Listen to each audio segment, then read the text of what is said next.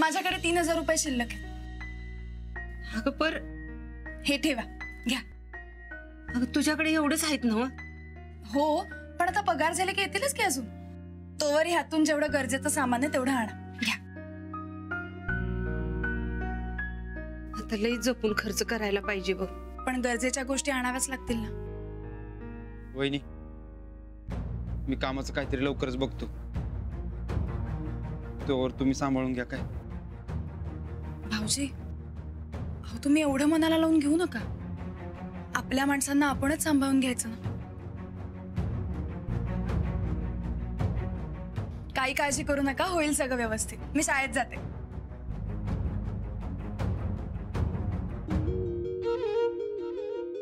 का मी लवकरात लवकर कामाचं काहीतरी बघतो। एकट्या वहिनीवर लोट टाकणं बरोबर दिसत नाही। होय, मी आहे इथं बाहेर, काय लागलं तर आवाज दे। काय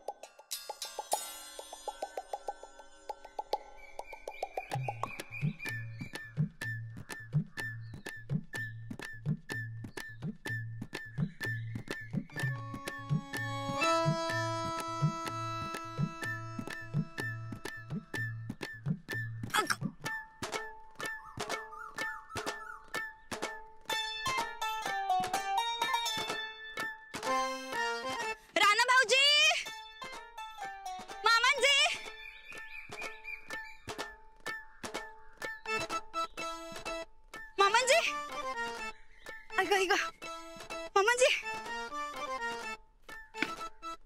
पाय पडतो। राणा भाऊजी, मामाजी आम्ही आलो बर का। इकडे कसं काय? अहो ते आमासनी का नाही माहेरला काही करमतच नव्हतं बघा। तुम्ही समद्यांनी इथं कांदा भाकर खायचं आणि आम्ही तिकडे पंचपक्वान्न खायचं। बरं दिसतंय भाई, आमासनी तर सहनच विना झालतं बघा हे। आवो होय, आवो तुम्हासनी सांगते, इथनं गेल्यापासून का नाही ताई साहेबांनी काही खाल्लं नाही का पिल्लं नाही। सारखं आपल्या सन्निधा जेवलं असतील का, राणा त्यांनी काही खाल्लं असेल का, साहेब कसे असतील की असं सारखं घोकत होत्या। वय बाई, अगं बाई खरंच काय? अहो खरंच की गोदका, अहो ताई साहेबांचा रातभर डोळ्याला डोळाच नाही लागला बघा। अहो कायम हितलीच काळजी बघा त्यासनी, होय का नाही ताई साहेब? वय तुम्हासनी खरं सांगतो मामांजी, आमचं पप्पा सारखं म्हणत होतं बघा आमासनी, पोरी तुला एक मोठा बंगला बांधून देतो, तिकडे राहा ऐशो आरामात। पण म्हणलं आमची जीवाभावाची माणसं इकडं असं उन्हात तानात राहणार आणि आम्ही बंगल्यात ऐशो आरामात राहायचं नाही जमणार आमासनी। तुम्हासनी खरं सांगतो, आम्ही येत होतो का नाही इथं, तेव्हा आमच्या पप्पांच्या डोळ्यात टचकन पाणी झालं बघा। अहो होय, काळजावर दगड ठेवून आले ते बघा ताई साहेब। राणा भाऊजी थांबा।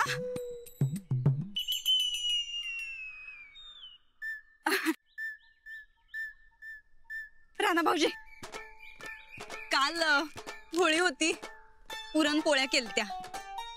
आता आमच्या तर काय घशाखाली घास गेला नाही। हे घ्या पुरणपोळ्या। आहो अच्छा, म्हणजे घशा खालनं पुरणपोळ्या उतरणार म्हणून दुकानात जाऊन निघलेस वे? 80 रुपये। आमच्या नवऱ्याला का नाही कायम पैसेच दिसतात। अहो ते आमच्या पप्पांनी आमचं लाड करायचं म्हणून खाकरा आणला होता, तर त्या खाकऱ्याच्या पाकिटामध्ये पुरणपोळ्या घातल्या तर आणल्यात। तुमच्यासाठी नाही आणल्यात, आमच्या राणा भाऊजींसाठी आणल्यात। घ्या राणा भाऊजी। काय गडवायचंय तुम्ही, गप्प बसा जरा। हे घ्या, खावा बर का पुरणपोळ्या. मामांजी, हे आमचं घर आहे आणि इथली सुख दुःख बी आमचीच आहेत बघा. आता हे घर सोडून आम्ही कुठं जाऊ बरं? जाताना तोंडवर करून रुबाबात कशाला गेलतीस? आता काय झालं? आता आम्हाला आमच्या माणसांची काळजी वाटायल्या. आमची जीवा भावाची माणसं हिथं हाल अपेष्टामध्ये आणि आम्ही तिकडं बंगल्यावर राहायचं भाई आरामात. नाही जमणार असं आम्हासनी. ए लई जारी नाटक बंद कर आता. सूरज, तू काय मस्त का बोलतो वहिनीसनी? बघितलं? वहिनी, अहो हे घर तुमचंच आहे.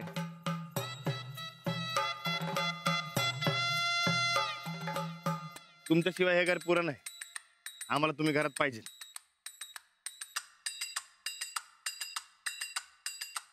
चला चंदे, राणा भाऊजी म्हणायलात ना तेव्हा पटाक दिशी बॅगा उचल आणि वरच्या खोलीत टाक. चल. ए वरची खोली इसरायची, ती रानात आणि वहिनीसाठी आहे. तुम्हाला इथं राहायचं असेल तर खालच्या खोली जाऊन पडायचं गपचूप. अजिबात जमणार नाही. पप्पांना सांग ना मी बंगला बांधून द्यायला. चलित ना. सूरज, राणा भाऊजी राहू दे. हे घर आमचं आहे आणि या घरातली समधी सुख दुःख बी आमचीच आहेत. खालची खोली तर खालची खोली. चल चंदे, उचल बॅग.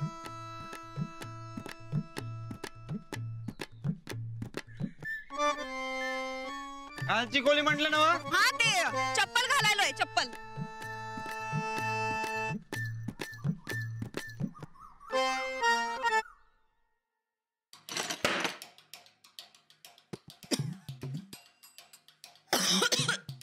अगं बाई, लई धूळ आहे की बाई इथं.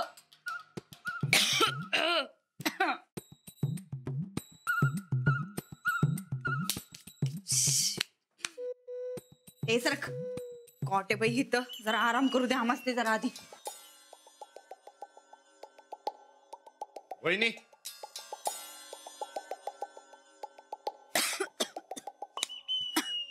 वहिनी, हे सूरज एवढं मनाला लावून घेऊ नका सर. नाही, त्याची काळजी नका करू तुम्ही. पण पण काय? ते तसं लय काही नाही, पण खोलीत जरा सोयी सुविधांची गरज आहे. हो तुम्ही फक्त सांगा.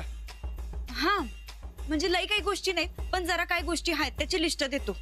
ठीक आहे, माझ्याच्यानं जेवढ्या गोष्टी आणता येतील तेवढ्या आणतो मी. राणा भाऊजी, तुम्ही खरंच मनानं लई चांगला हायसा बघा. हा पण आम्हासनी ज्या गोष्टी पाहिजेत त्या आणून देशीला, ह्यो शब्द द्या आधी. दिला. झालं तर मग काय अडचणच नाही की हो. राणा भाऊजी, तुम्ही कायम मनानं असं चांगलंच राहावा बर का. आम्ही लिस्ट आणून देतो.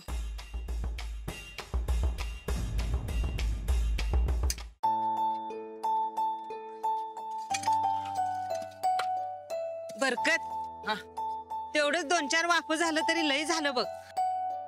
तेवढाच भाजीपाला निघल र आणि आपल्या घरातल्या माळव्याचा खर्च बी वाचल बघ. का तू काय बी काळजी करू नकोस.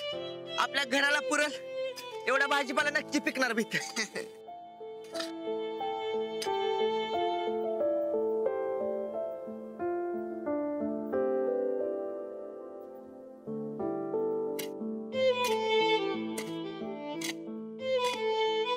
राणा, क्या हुआ? काय झालं राणा?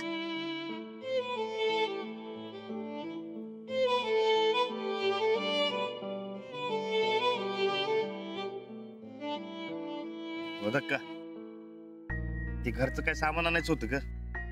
पण खिशात पैसाच नाही. अरे तू नगच काळजी करू. अंजलीनं थोडं पैसे दिल्यात मला. गरजेपुरतं आणूया की आपण. देवच पावला बघ. खिशात पैसे नाही म्हणून लई टेन्शन आलं मला. पर तू कशाला स्वयंपाक घरात धुंडाळायला लागला होतास? मी नाही. मग तुला कसं समजलं वान सामान सपलंय ते? माणसा म्हण नाही ग, ते वहिनीसनी काही गोष्टी पाहिजेत त्यासाठी पैसे पाहिजे मला. अरे कसल्या गोष्टी? आहेत काय गरजेच्या? अरे पण तरी बी कसली गरज? आहेत म्हणलं ना ब, मी आणतो म्हणून सांगितलंय. राणा क्या आणाय ते तरी सांग, नाहीतर वहिनी काय पण आणाय सांगतील तुला. बरकत, अरे त्यांच्या गरजेच्या गोष्टी आहेत त्या. आणि आपण कसं बी राहू र, त्यासनी असं गरिबीत राहायची सवय नाही. हे बघ राणा, तू त्यांच्याकडे ध्यान देऊ नगस. अरे आपण समद्यांनी जसं जुळवून घेतलंय तसं त्या बी घेतीलच की. नाही गो धक्का, मी शब्द दिलाय त्यासनी. दे की पैसे. अरे पर अंजलीनं वान सामान आणायला दिल्यात. पण आता तूच म्हणलीस ना ब की 2-4 दिवस जातील म्हणून. गो धक्का, तू दे की, मग मागणं बघू काय करायचं ते. अरे पर हे बघ, अंजली बाईसने मी सांगतो, तू दे पैसे. राणा कशाला मर्द नाही त्या भानगडी करायलायस? बरकत भानगड कसली? म्हणलं ना व त्यांच्या गरजेच्या गोष्टी आहेत त्या. हो धक्का, मी शब्द दिलाय ग. हे बघ, तू ग नाही म्हणू नकस. दे की पैसे.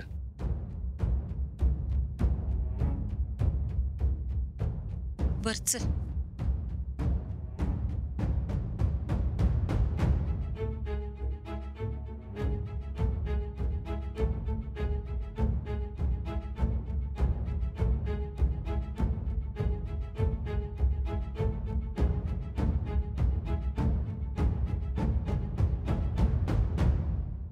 हो धक्का, तू काय टेन्शन घेऊ नकस.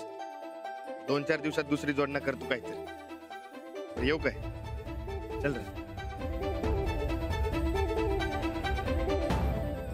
2-4 दिवसात कुठनं आणणार हो पैसे? का तू आणि वहिनी राणाला समजून का सांगत नाहीस? राणाच्या चांगुलपणाचा किती फायदा घेतात त्या वहिनी, हे त्याच्या लक्षात काढून देत नाहीसा. अरे एवढं सोपं नाही त्याला सांगायचं. त्याला हे सांगितलं तरी त्याचा विश्वास नाही बसणार, आणि बसला तरी त्याच्या मनाला लई लागल बघ. राणा उदास झालेला बघण्यापरीस त्याला न सांगितलेलं बरं. जा तुझ्या कामाला जा.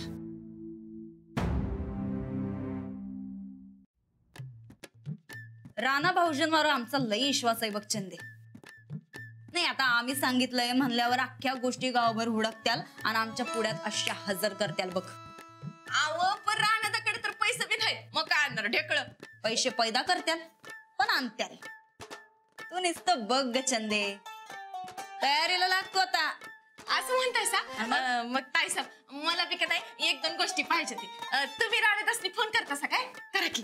अगं ए चंदे, इथं घरातली समधी माणसं पैशासाठी वन करायला, आणि तू चैनीच्या गोष्टी सांगतेस तुझ्या. तुम्ही ते चैनीच्या गोष्टी मागवल्या असतात, त्याचं काय? शॅम्पू काय, बेडशीट काय, त्या बी तर चैनीच्याच गोष्टी आहेत ना वा? म्हणजे तू आता आमची बराबरी करणार म्हण की? नाही काय? तसं काय नाही. मग कसं? ते आपलं काय? आव जाऊ द्या की ताईसा. आव पर हा तुम्हाला एक सांगू काय? सांग पटाक देशी सांग. ताईसा तुम्ही या असल्या घरात राहणं मला काय पटना बघा. अहो खुली का खुराड आहे? चंदे, आता याच खुराडाचा आम्ही महाल कसा बनवतो ते तू बघ. राणा भाऊजी समजा आमचं ऐकणार ग. ती मास्तरीन ती राबत बसल आणि आम्ही या घरावर राज्य करणार. ताईसा तुमच्या या राज्यात तुमच्या या पाठराखीनीला एक सेपरेट रूम द्या. हा बरं ध्यानात आणलंस ग चंदे. इकडे ये इकडे.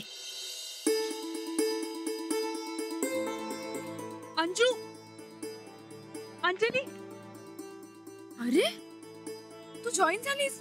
होय, आजपासून जॉईन होते. अरे वा, मस्त. चल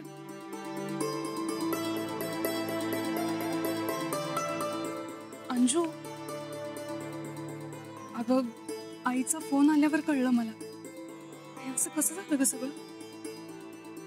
म्हणजे आधी साहेबांना अटक, तुमची जमीन गेली आणि मग वाडा पण, आणि एवढं सगळं होऊन गेलं आणि तू मला साधं सांगितलं पण नाहीस. अगं तू हनीमूनला गेली होतीस ना?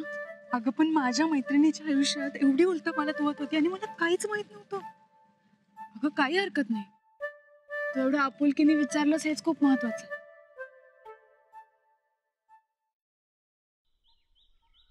गावाबाहेरच्या घरात राहायला गेला ना मग आता तुम्ही? हो, आता वाडा परत मिळेपर्यंत आम्ही तिथेच राहणार आहे. अंजू, हे बघ, तुला काही बी मदत लागली तर लगेच मला सांगायचं बरं का. अगं काही मदत नको, मी म्हणाले ना तू एवढं आपुलकीने विचारलंस हेच खूप आहे. असं काय करते सगळं अंजू? तू मला आजपर्यंत काय काय मदत केलीस आणि आता लगेच मी मदत करते म्हणा लागली तर नाही म्हणतेस बाय? आता काही मदत नकोच आहे तर मी उगाच कशाला घेऊ? चल आता. अगं रेणू काय झालं? बरं ठीक आहे, मला काही लागलं तर मी तुला नक्की सांगेन, मग तर झालं. पक्का सांग बर का अंजू, किती बी झालं तरी आपण दोघी जीवाभावाच्या मैत्रिणी आहे ना. आणि आज मी जे काही आहे ते सगळं तुझ्यामुळे आणि रानादामुळे आहे बघ. नक्की सांगेन. चल चल.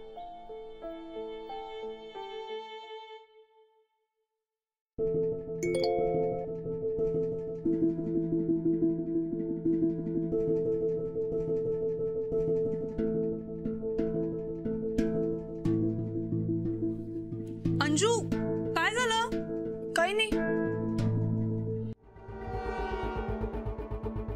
सर. हा. आत येऊ? हा या.